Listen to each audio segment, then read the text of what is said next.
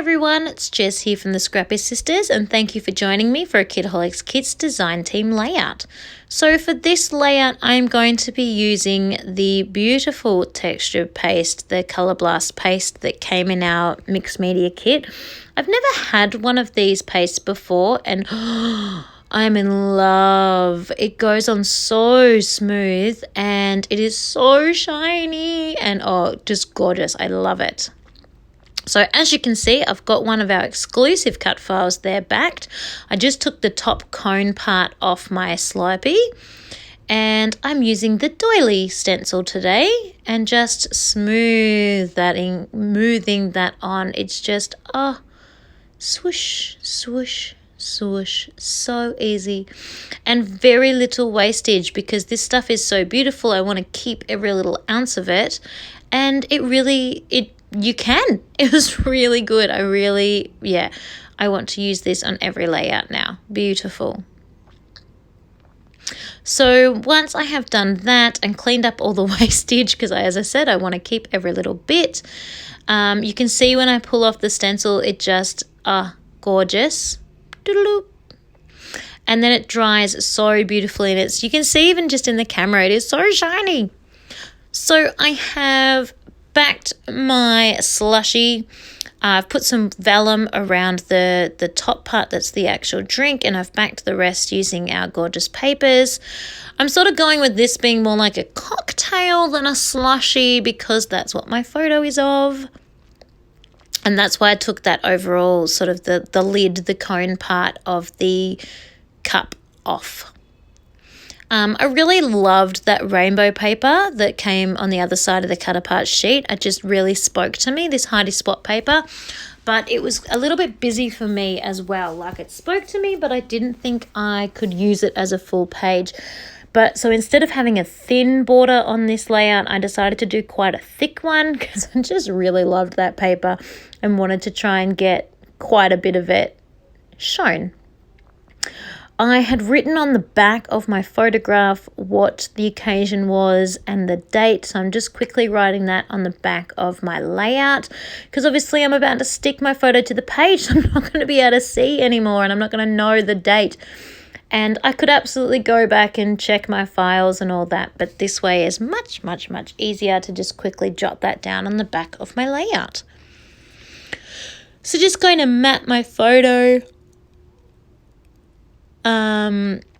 Nearly always map my photo in white cardstock first and then just picking another complementary colour.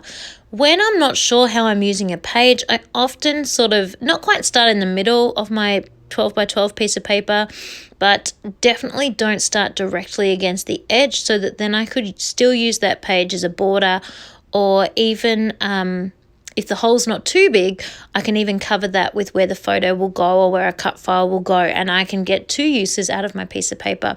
So do think about that when you're deciding where to cut into your 12 by 12s. You can absolutely just cut right from the edge and roll with it, or you can also choose to cut from a more central location and give your piece of paper a little bit of extra life. I really liked on the edge of that sugar packet, it says naturally sweet, and I just thought that was super cute. So the sugar packet itself didn't really speak to me, but the naturally sweet part I liked. So I've just got that poking out the side of our photo because we are naturally sweet, of course. So just going to stick all that together.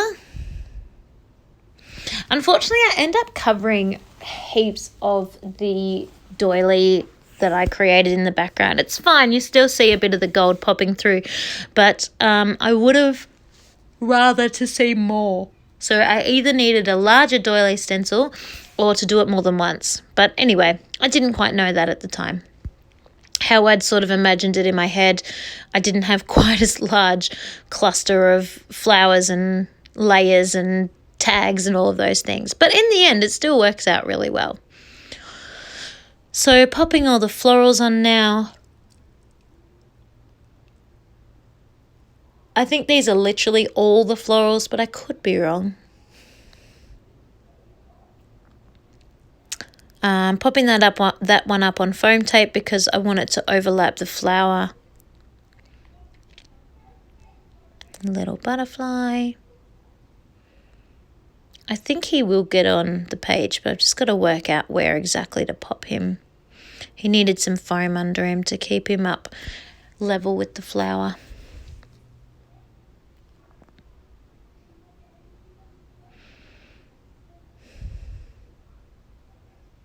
Sometimes I find voiceovering these layouts that I'm talking to you, but I'm not necessarily telling you anything that you can't tell from yourself.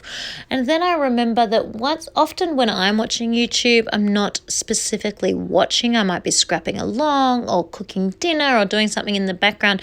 So I do need to keep talking because the person I'm listening to, if they just stop for 5 minutes, I will be like, what? What's going on? So this photo is from 2014. I am back scrapping at the moment, which is completely unheard of for me because I'm never up to date. But I'm staying relatively up to date at the moment. So I'm really enjoying back scrapping 2014 because I have a lot more freedom. When I saw these cut files for the exclusive cut files, usually I've only got the photos that I've got. So, you know, the photos that I've taken for the month of June or July or whatever month we're up to, that's all I've got to work with. So if the cut files don't match those 4 photos I'm scrapping for the 4 weeks in July, well, then I can't use a cut file. But I've got the whole entire year of 2014 printed and ready to go. So if I see a cut file that matches one of those photos, I can actually jump on in and use it, and it's really exciting. So I actually am really enjoying scrapping in reverse. And I know a couple of friends that actually deliberately scrap the year past. So they're deliberately a year behind in their scrapping, but for sort of the same reason. They can have all their photos printed and ready to go, or at least aware of what those photos are. So when something strikes them, I really want to do something girly, they can look through those photos and find a girly thing. Or, you know, same as this. I really want to use that slushy cut file. Ooh, I have 2-for-1 cocktails. I'm doing it. So yeah, that's really cool. That little part of the 2-for-1 cocktails, they are the stickers from last month's kit. Popping on a few little rhinestones. And I think I'm just about done. I will, of course, splatter with some gold splatters. We've got that beautiful Jen Hatfield shine that you can splatter onto your layout at the end if you've got it. None of the coloured butterflies on this one. I thought they were a little bit too much for what else was happening with this layout. The black and white butterflies really complemented all the other pinks and mustards that were coming in from the floral pieces, so I didn't need to include a colourful butterfly. And we are done, I believe. So I have got some close-up videos at the end for you to watch. Oh my goodness, Jess. Some close-up photos at the end for you to watch or to look at. It's just a really nice way to get to see what's happening on the page in a little bit more detail. This colour swap Heidi Shine that I'm using is navy, and it's beautiful, by the way. Steph got me that too.